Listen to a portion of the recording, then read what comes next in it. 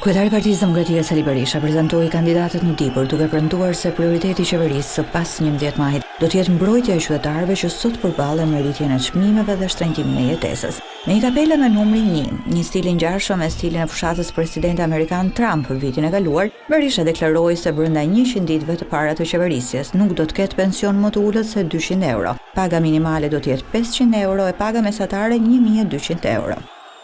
Filozofia jonë, thelbi këtij programi bazohet në parimin e thjeshtë.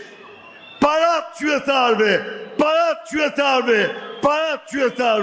Partia Demokratike do vendos minimum jetik 200 euro për çdo shqiptar, për çdo pensionist që ka pensionin në 200 euro, për çdo të papunë, për çdo njeri në ndihmë ekonomike, për çdo student, për çdo jetim.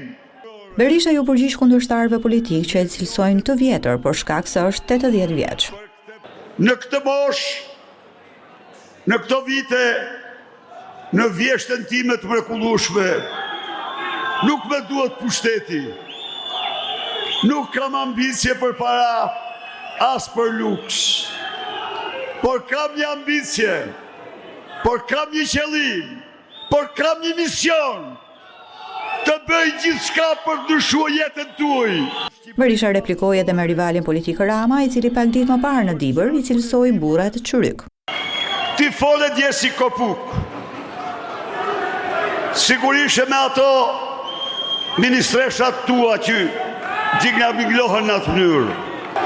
Burrat e Dibrës janë si malet e Dibrës. Njëra i që i sulmon. Sipas Berishës, qytetarët në 11 maj duhet vendosin për të ardhmen në ekonomisë së tyre familjare e për të ardhmen në fëmijëve të tyre.